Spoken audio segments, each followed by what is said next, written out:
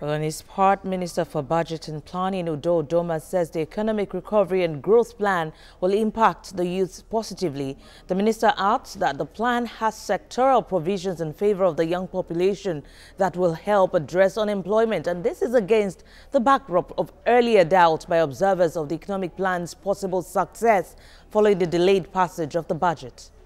The aim of the plan is to create a platform for all Nigerians, but particularly the youth, and to create jobs for our youth.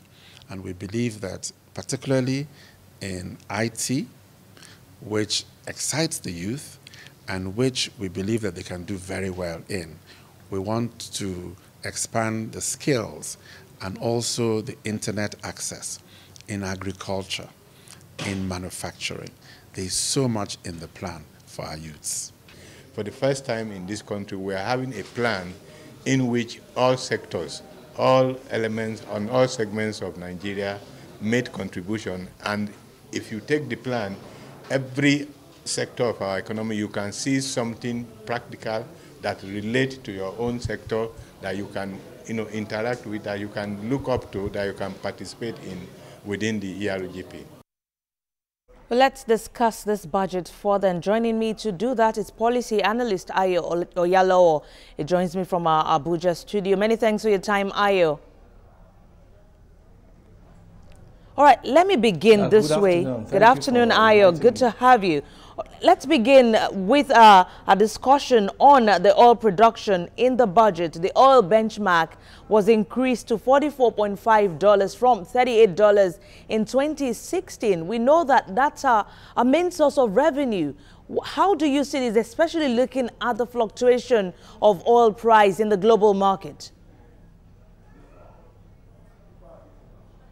Well, if you look at it, aside from the initial, I think earlier in 2016 and late 2015, when oil price fell very badly to about $25 per barrel, I think it has gradually stabilized to be above $45 over the past 1 year or so. So I think that is quite realistic and sensible.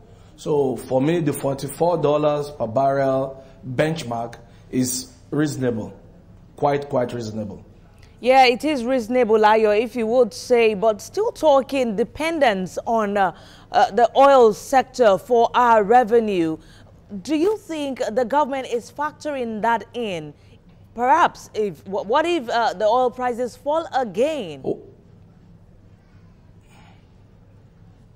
Well, if you notice the budget for this year, even though the details are not totally out, you can see that so many other sectors will contribute to the budget.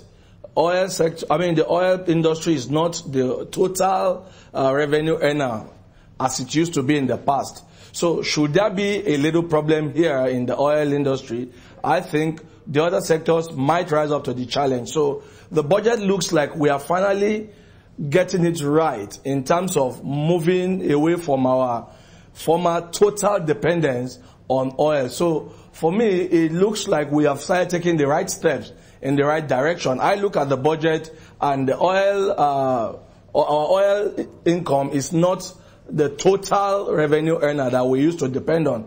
Yeah, we are doing well now. Yeah, Ayo, yes, the government is looking at diversification and a special look at some other sectors now, especially agriculture. I know agriculture is one main sector that the government plans to diversify into, and $103.7 billion has been earmarked for capital expenditure in the budget. Yeah. In your view, do you think that is enough? Looking at what was budgeted for the power, work and housing sector, that's about 553.7 billion naira.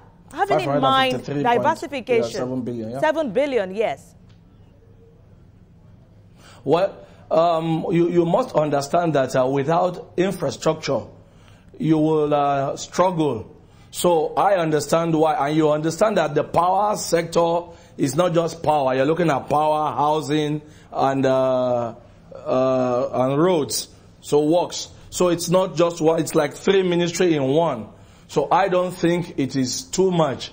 Looking at the condition of our roads, our rail, for me, it is appropriate that they get the lion's share. But over 100 billion for agriculture, it's a first time in history in Nigeria. And I think it's a great step in the right direction. Remember, the fertilizer production has already commenced. Remember that this will also help. If we are putting over 100 billion in capital, that means there will be acquisition of raw materials, of seedlings, of so many other things to be used. So it's a good step in the right direction. We have never seen this happen in the past.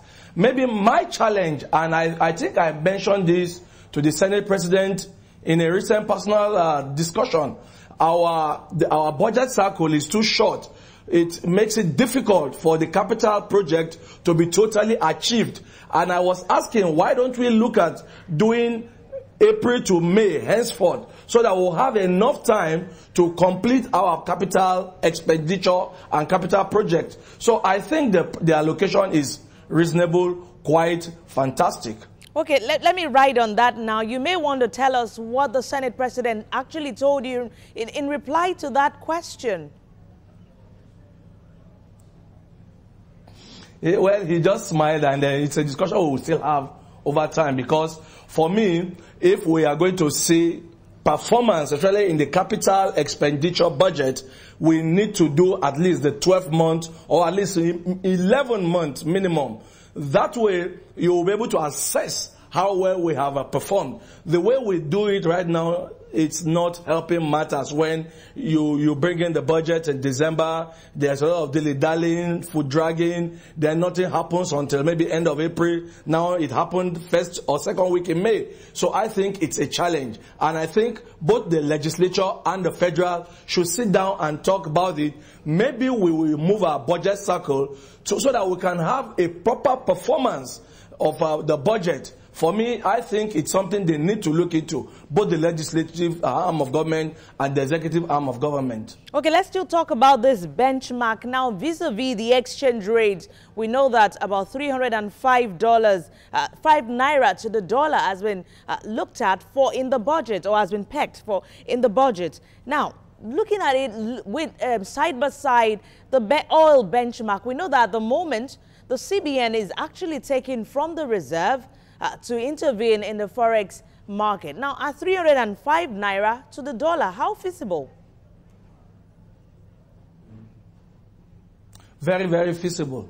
I can sit down here and predict that before the end of this year, we will before the end of this budget cycle, sorry, I can quite predict, looking at the indices on ground, that we might have the dollar go to maybe about 200 naira or 250 before the end of this year. Looking at what has happened in the past, you remember the last CBN intervention, they intervened with $100 million. Nobody took more than 60, I think 66 or thereabout. So, which means what we have had in the past has been wicked and wild speculation by people who stole money and they were trying to hide it in dollars. But now with the anti-corruption fight, I believe that the dollar to naira rate will continue to improve to the betterment of the naira. Looking at what CBN is doing, and if you remember also, our reserve has grown to over 30 billion. And with the peace that we are enjoying in the Niger Delta, we are likely to continue to do well. And I think the budget for Niger Delta was also increased by about 10 billion. So I think if we continue to maintain the peace in the Niger Delta, we shouldn't have problem in terms of production. And like I told you, fluctuation has not gone beyond $45 per barrel, despite all that has happened. So I think it's a wise budget. I think it makes sense. I think it's a reasonable risk that will likely pay off, all indices being equal. Well, I like the fact that you said it's a reasonable risk, but you talked about wicked and wild speculation. But how sustainable will that be, still dipping our fingers into our reserve? But we'll talk more about that after the break, Ayo. Do stay with us.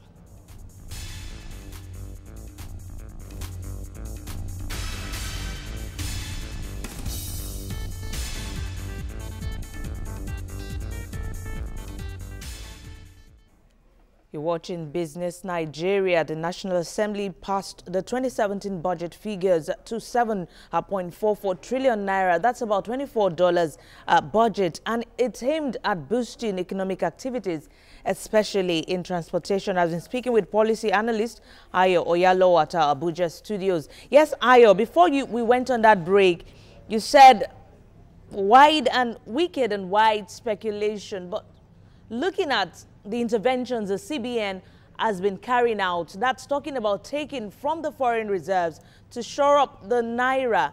How sustainable is this? Of course, we cannot bank on activities, we cannot predict activities in the crude oil market. Well, like I just told you, that what we've had has been wicked and wild speculation. If you notice, they made it because of what has happened in the past, it appears that we needed so much dollars. But the reality now is showing that we don't need as much as it has been made to appear in the past.